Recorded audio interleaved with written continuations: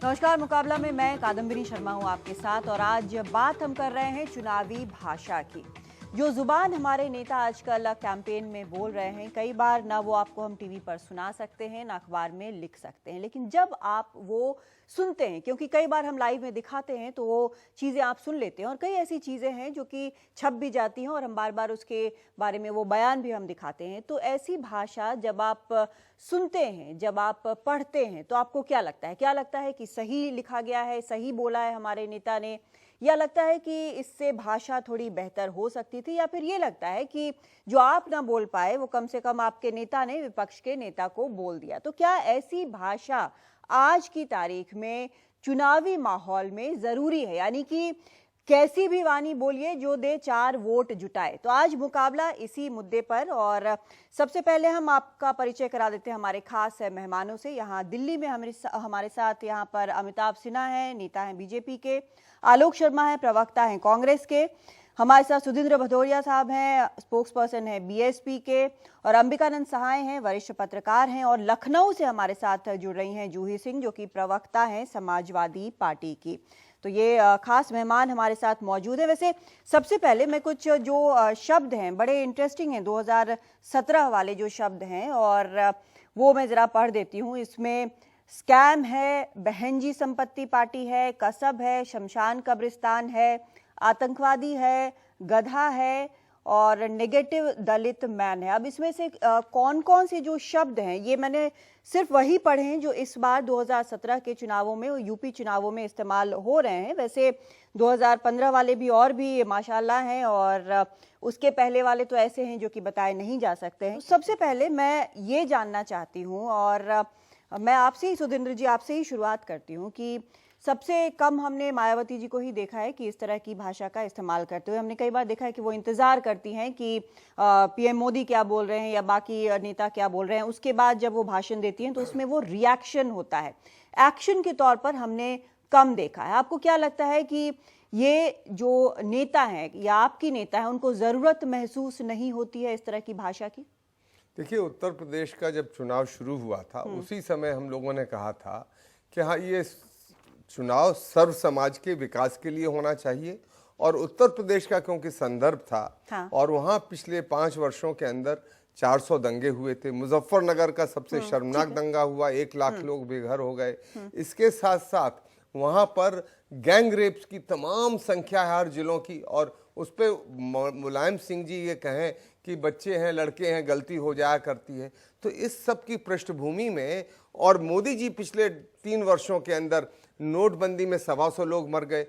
नीता अंबानी के हॉस्पिटल का तो वो ट्वीट करते हैं, जाते हैं उद्घाटन में भाषा पे आइए ना सुधींद्र जी। तो मैं ये कहना ये चाहता हूँ, जब हमको वो कहेंगे कसाब और हमको वो तमाम तरह के उपनाम देंगे, तो उसका हमें उत्तर देना होगा कि आप, और उत्तर नहीं दिया तो आपको क्या लगता है वोटर उत्तर देना जरूरी है। हम क्योंकि हम ये नहीं है, हाँ। क्योंकि हम 2500-3000 वर्षों से कमजोर हमको देखा गया है सामाजिक तौर पर। हम इनका अब शब्द भी सुने, हम इसका उत्तर देंगे। और कसाब ये वो लोग हैं जो जिन्होंने समझौता किया हाँ। कश्मीर में आतंकवादियों से। आप कश्मीर पे मत जाइए प्लीज, उत्तर प्रदेश पर ही रहिए।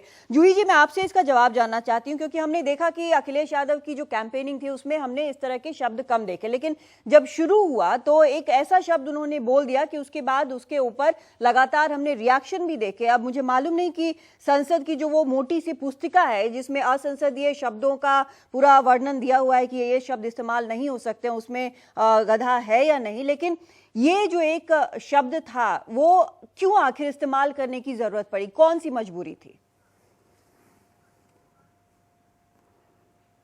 कादम्बिनी जी, बीजेपी की अब शुरू से कैंपेन देख रहे होंगे, कब्रिस्तान, शमशान घाट, बिजली का धर्म के हिसाब से विभाजन, बलात्कार के संरक्षण। और माननीय मुख्यमंत्री ने तो शायद उनको ये रेफरेंस लेकर कहा भी नहीं। जो कच्छ में जहाँ का एडवर्टाइजमेंट आ रहा था वहां जरूर एक लॉ एंड ऑर्डर का ब्रेकडाउन है, जो बार बार उत्तर प्रदेश पे प्रश्न चिन्ह उठाए जा रहे थे, तो उन्होंने कहा महानायक वहां का एडवर्टाइजिंग न करें। अब यदि मुख्यमंत्री ये बात कह रहे हैं और प्रधानमंत्री जो खुद मुख्यमंत्री का चुनाव लड़ रहे हैं, यहाँ आकर अपने ऊपर ले रहे हैं, तो कहीं ना कहीं उनके मन में चोर होगा। लेकिन ये बात भी सही है कि आप अपने काम की बात करें, एक सकारात्मक कैंपेन चलाएं और बार बार उसको एक नकारात्मक जूही जी, जो मैं जानना चाहती हूँ वो ये कि क्या नेता जो है वो दूसरे नेता के बयान के कारण मजबूर हो जाते हैं इस तरह की भाषा बोलने के लिए? मजबूर नहीं होते हैं कादम्बिनी जी, आप काम कर रहे हैं, 5 साल से काम कर रहे हैं। जैसे भदौरिया जी हैं, ये कहाँ से ये आंकड़े दंगों के लाते हैं? इनके आंकड़े हमेशा बदलते रहते हैं। मायावती जी क्योंकि मास लीडर है नहीं, उनको कमरे में बैठकर प्रेस कॉन्फ्रेंस करनी है तो वो वही करेंगी, उसका निकालेंगी। मास लीडर नहीं है, 4 बार आपकी मेहरबानी से मुख्यमंत्री हुई है और आप पूरी पार्टी हमारी अपने दम पर सरकार बनाती है। आप करें मास लीडर नहीं, आप सुधींद्र जी, जरूरत नहीं है। सुधींद्र जी एक मिनट, आप भाषा पे वोट मिला है हिंदुस्तान में। अब अमिताभ जी, मैं आपसे जानना चाहती हूँ कि कई बार ऐसी चीजें बोली जाती हैं और अब जो एक इसका जानकार मतलब निकालते हैं वो ये कि ऐसी भाषा का इस्तेमाल तभी होता है जब या तो डेस्परेशन हो, ये लगे कि हमारे हाथ से वोट छूट रहा है, तभी इस तरह की भाषा का कनेक्ट करने के लिए इस्तेमाल किया जा रहा है। क्योंकि जो भी हम देख रहे हैं वो बड़ी प्लानिंग के साथ, अगर SCAM यूज किया जाता है, क स ब यूज किया जाता है, तो पूरी प्लानिंग रिसर्च के साथ ये भाषाएं यूज होती है, ये शब्दों का इस्तेमाल होता है। तो मतलब इसका क्या यही है ना कि अगर इस तरह से और इस भाषा के जरिए वोट मिलते हैं तो कम से कम ले लिया जाए। भाषा का क्या है? कादम्बिनी जी, सबसे पहले धन्यवाद कि आपने हमारी किसी भी रणनीति को वेल रिसर्च स्ट्रेटजी बताया। धन्यवाद। ठीक है। देखिए, मौत का सौदागर के लिए कोई रिसर्च की जरूरत नहीं होती। मैं उस पे भी आऊंगी, आप अपने वाले पे आइए। अब लीजिए, हाँ। मुझे जवाब तो देने बिल्कुल, दीजिए। जवाब दीजिए। मौत का सौदागर के लिए, खून की राजनीति के लिए कोई इस तरह की रिसर्च की जरूरत नहीं होती। वो तो एग्रीवेट करने की बात होती है कि उत्तेजना फैलाने के लिए होती है। लेकिन मान लिया कि कुछ ऐसे एब्रिविएटेड वर्ड्स यूज करते हैं, ऐसे संयुक्ताक्षरों को निकाल के, जो कि जनता के सामने याद रखने लायक भी हो और साथ में ये भी बता सके कि ये किससे मानसिकता से जुड़ा हुआ विषय है। मतलब आप कह रहे हैं कि कैची ये चीजें निकालनी पड़ती हैं ताकि जनता को याद रहे। कैंपेन, आप खुद एक बहुत समझदार वरिष्ठ पत्रकार हैं कादम्बिनी जी। देखिए, कैंपेन कोई एकाएक नहीं तैयार होता, एक बहुत ही संभला हुआ प्रोसेस है। इसमें सूचनात्मक रणनीति होती है, रक्षात्मक रणनीति होती है, आक्रामक रणनीति होती है। यह आक्रामक रणनीति बिल्कुल होती है। मैं इस बात में कहीं कोई और ये बात बिल्कुल। निश्चित रूप से मैं बताना चाहता हूं, मैं कैंपेन के लगातार पिछले 20 सालों से कमिटीज में हिस्सा लेता रहा हूं, और ये सब हिस्से में एक तो होता है जिसमें रिसर्च करके कोई बात की जाए और तथ्यात्मक बात की जाए, और एक और होता है कि इस तरह से जुमलेबाजी करके और उत्तेजना फैलाओ जिसकी वजह से पोलराइजेशन हो, और सिर्फ ऐसी पोलराइजेशन हो जिसमें एक खास तबका, अल्पसंख्यक तबका एक साथ आके भयग्रस्त हो जाए और वो उनके पक्ष में वोट करे। आलोक जी, ये जो बात कर रहे थे मौत के सौदागर वाली बात है, वो 1 दिसंबर 2007 का सोनिया जी का ये बयान था, उन्होंने नवसारी में ये भाषण में कहा था। उसके बाद ये चीजें जो हैं, ऐसा नहीं है कि पहली बार भारतीय राजनीति में इस तरह की चीज बोली गई हो, और कांग्रेस क्योंकि लंबे समय तक सत्ता में रही है, इसलिए आपसे ये पूछना जरूरी है कि जब भाषा इस स्तर पर आती है, जब आपकी पार्टी भी इस स्तर पर भाषा लाती है, तो आखिर क्या सोचकर, क्योंकि हमने कई चीजें पढ़ी हैं, चाहे वो जवाहरलाल नेहरू के जमाने की बात हो या फिर खुद वाजपेयी जी के जमाने की बात हो, जब वो क्रिटिसाइज भी करते थे, तो कई बार आज भी जब हम पढ़ते हैं तो उसको सुनकर हंसी आ जाती है। वो एक तरह का उसमें हास्य भी होता था, एक शार्पनेस भी होता था, क्रिटिक भी होता था। लेकिन जब इस तरह की चीजें जिसको बिल्कुल ही क्रूड फॉर्म में जो सामने आता है, आखिर इसकी जरूरत एक बड़ी पार्टी को क्यों पड़ने लगी है, या यही एक कल्चर जो है अब राजनीति का बन गया है? कादम्बिनी जी, पहला सवाल का आपका प्रश्न का जो हिस्सा था वो मौत के सौदागर से था। उसका कई बार स्पष्टीकरण दिया जा चुका है कि कौन सी मौतों की बात की गई थी गुजरात के अंदर। मैं समझता हूं आज उसको विषय को वहीं पर विलंबित किया जाए। लेकिन जो अब हो रहा है, रिसर्च टीम के बीजेपी के एक सदस्य ने बहुत विस्तार से हमें बताया है कि उत्तेजना पैदा करने के लिए रिसर्च की जाती है। बहुत अच्छी मालूम बात है। उत्तेजना कांग्रेस पैदा करती है। हम रिसर्च में रिसर्च की बात करें, अपने शब्द मेरे मुंह में अलग चीजें हैं, दो अलग अपने शब्द मेरे मुंह में न डालें। आलोक जी, माफी चाहता हूँ, मैं आपका सम्मान करता हूँ, लेकिन आपने अपने शब्द मेरे मुंह में मत डालिए। ठीक है कि जब से मोदी जी का भारतीय लोकतंत्र में पदार्पण हुआ है, तो जो शब्दों का चयन होता है उसके पीछे एक मकसद होता है। उसके पीछे 4-5 चीजों का मकसद है। भय, डर। नहीं, आपकी पार्टी का क्या मकसद है वो तो बता रहे हैं कि उनकी पार्टी का क्या है। मुझे बताइए, नहीं हंसने की बात नहीं है, मुझे बताइए कांग्रेस के किसी भी नेता ने 2017 के चुनाव में अगर कोई गलत बयान दिया है तो मैं उसके लिए माफी भी मांगूंगा। अच्छा। मुद्दे पर आते हैं। ठीक है। डर, विभाजन, भय, बेचारा, विभत्स कि कौन सा रूप में ले लूं, कहां से मैं जनता के साथ कनेक्ट हो जाऊं, डर कैसे पैदा करूं, कैसे कब्रिस्तान की बात करके हिंदू और मुसलमान की सोच को मैं डाइवर्ट करूं, ये रिसर्च का काम है और इसके पीछे काफी नहीं तो आपका रिसर्च क्या है? मैं आपका रिसर्च जानना चाहती हूँ, आपका क्या है? आपका सिर्फ रिएक्शन है? नहीं, रिएक्शन नहीं, हम केवल और केवल विकास की बात करते हैं। हम जब यूपीए की सरकार में थे, हमने जो किसानों के ऋण माफी की 62,000 करोड़ की, आज हम उसकी बात करते हैं। मोदी जी आज भी सपने ही दिखा रहे हैं। हमने बुनकरों का जो ऋण माफ किया, हम उसकी बात करते हैं। जो हमने बुंदेलखंड के लिए काम किया, उसकी बात करते हैं। हमने जो मनरेगा दिया, हम उसकी बात करते हैं। आज क्या बात हो रही है? कौन से शब्दों का इस्तेमाल है? कब्रिस्तान, मुसलमान मुक्त भारत, साध्वी प्राची क्या कह रही हैं? पटाखे पाकिस्तान में चलेंगे,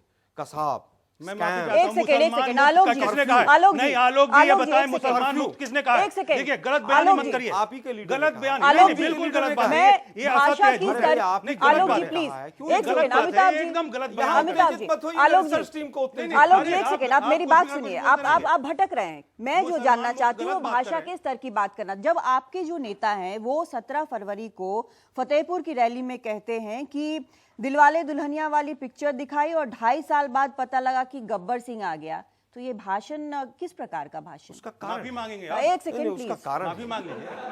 देखिए,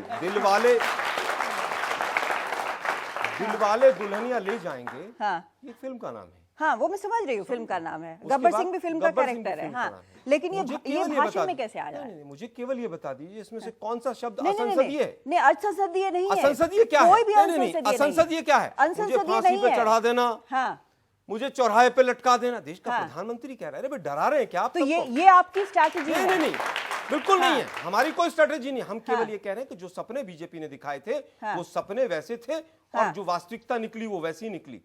आज देश का प्रधानमंत्री क्या कह रहा है? भाइयों बहनों, ठीक है, क्या ठीक है, रेप बस हुआ बस था वो कि नहीं हुआ प्रधानमंत्री था? को ही बोलने ये देश दीजिए, का प्लीज। प्रधानमंत्री हाँ, जनता ठीक में है, जाके ठीक है, पूछ रहा है ठीक कि है, रेप हुआ ठीक था है, कि वो नहीं हुआ? प्रधानमंत्री को ही बोलने ये दीजिए। प्रधानमंत्री की भाषा है, ये ठीक है, प्रधानमंत्री की शैली ठीक है, ठीक है। युवराज की अंबिका शैली नंदी। है, युवराज की शैली हो सकती है। अंबिकानंद जी, कम से कम यहाँ पर अमिताभ जी ने बहुत ईमानदारी से, प्लीज आलोक जी एक सेकंड, यहाँ पर अमिताभ जी ने बड़ा ऑनेस्टली बहुत ईमानदारी के साथ माना है कि हर चीज में, और ये इन्होंने माना है, बाकी पार्टियां माने ना माने, लेकिन उनका भी पूरा रिसर्च होता है, चाहे वो समाजवादी पार्टी हो, चाहे कांग्रेस हो, चाहे बीजेपी हो, और बीएसपी का थोड़ा सा हिसाब अलग है। लेकिन इस तरह की भाषा, जैसा मैंने पहले भी कहा कि ऐसा नहीं है कि पहली बार हो रहा है, पहले भी हुआ था, लेकिन अब ऐसा क्यों है कि जब हम इसको पढ़ते हैं या आमतौर पर जनता इसको देखती है तो जैसे लगता है कि हमारे मन की बात कह दी वाली बात अब आ रही है। शॉक लेवल जो है वो हम देख रहे हैं कि बदल गया है पहले से। संजीदा भाषा की ताकत क्या होती है? हाँ। मैं एग्जाम्पल देकर बताऊंगा और फिर बताऊंगा ये कब बोला गया और शुद्ध राजनीति में बोला गया है ये। धर्मयुग के एक एडिटर हुआ करते थे डॉक्टर धर्मवीर भारती। हाँ। अब भाषा की संजीदगी और उसका असर देखिए।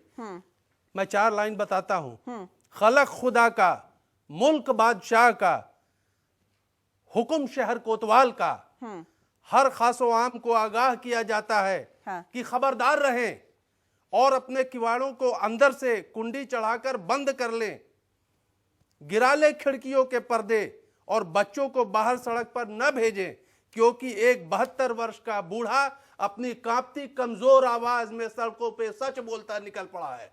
अब देखिए इसका इम्पैक्ट। उस जमाने में आपका टेलीविजन नहीं था और कोई ऐसी माध्यम नहीं थी। वो संघर्ष समिति के बच्चे फोटो कॉपी करके या हाथ से लिख के पटना की गलियों में ये कविता बांटते थे और आप विश्वास नहीं करेंगे, ऐसा सिस्टम ऑपरेट करता था कि वो 48 घंटे में दिल्ली पहुंच गया वो कागज और पूरे देश में छा गया। और संजीदा भाषा का ये असर है। बिल्कुल। जो पावर आज की स्थिति जो ये है वो ये कि शायद माँ बाप अपने छोटे बच्चों को टेलीविजन देखने से रोकते होंगे कि कोई गलत शब्द ना सीख जाए। एक छोटा सा ब्रेक लेते हैं सर, ब्रेक के बाद लौटते हैं और उसके बाद अपने यहाँ पर हमारे साथी जो बैठे हैं, जो यहाँ पर बहुत सारे यंगस्टर हैं हमारे दर्शकों में, उनके सवाल भी हम अपने सारे पैनलिस्ट से पूछेंगे। एक छोटा सा ब्रेक लेते हैं।